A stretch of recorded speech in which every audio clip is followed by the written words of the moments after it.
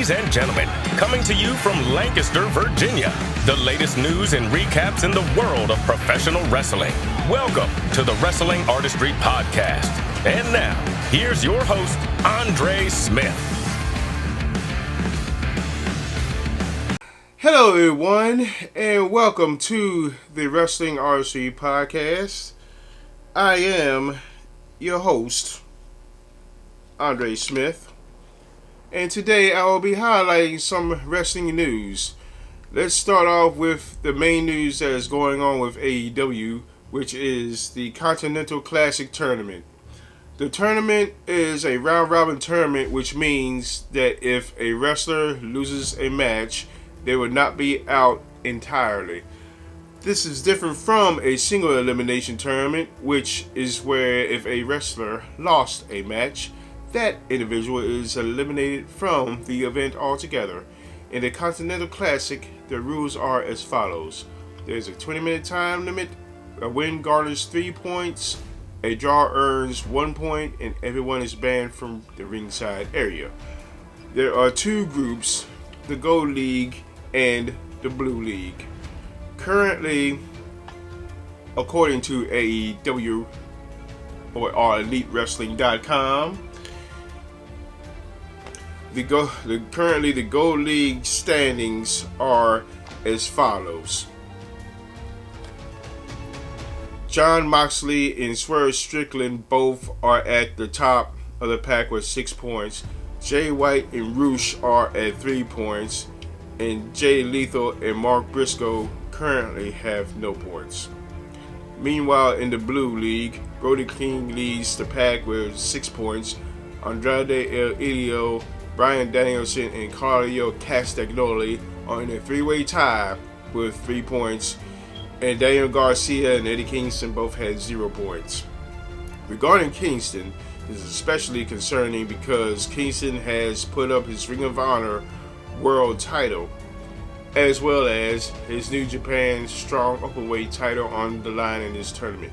So he has to definitely turn things around if he hopes to retain both of his championships.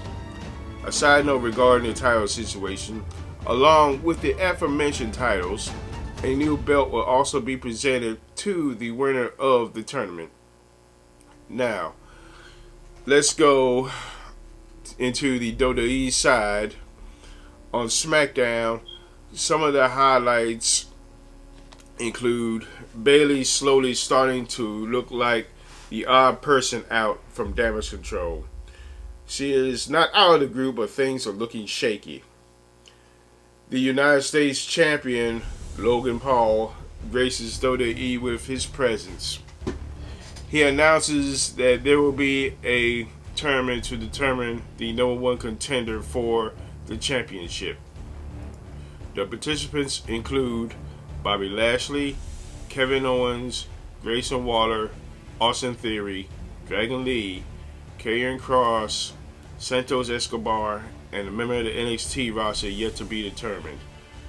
SmackDown culminated with Randy Orton making the decision to sign exclusively to SmackDown. Before the show ended, SmackDown General Manager Nick Aldis raises Orton's arm in celebration of his new signing. Orton thanks Aldis by delivering an RKO to him on the Raw side, meaning Monday Night Raw. Drew McIntyre is letting his grievances get the better of him. He took on Sami Zayn, who earlier asked McIntyre if he thinks that his family is proud of him now. This proved to be a mistake, as after McIntyre defeated Zayn, he proceeded to attack the beloved superstar in the back, inflicting damage to Zayn's already injured leg. Becky Lynch appears to be Nia Jax's next major opponent, as Lynch confronted Jax after Jax defeated Shayna Baszler in a decent match. DIY and Imperium had a great 2 out of 3 falls match with Johnny Gargano and Tommaso Ciampa getting the win. The issues with Cody Rhodes and Shinsuke Nakamura continue to escalate, with Nakamura telling Rhodes that they both traveled the same path.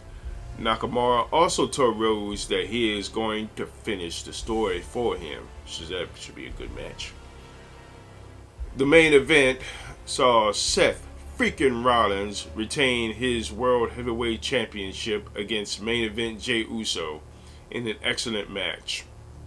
Afterwards, McIntyre came out delivering a Claymore kick to Uso and slamming Rollins through the announce table. Oh, before I get into a couple of pieces of NXT news, regarding Jey Uso, there was a report that came out. I'm not sure it was PW Insider or Fightful or somewhere, that now Jey Uso cannot use the word yeet anymore because there's a wrestler in, I believe, West Virginia somewhere that had that term trademark for a couple of years now. So WWE decided, no, we can't use it right now. Now, whether or not something gets worked out to where they can license it, it remains to be seen. But as of right now, any mention of it or merchandise related to that term, WWE can no longer use.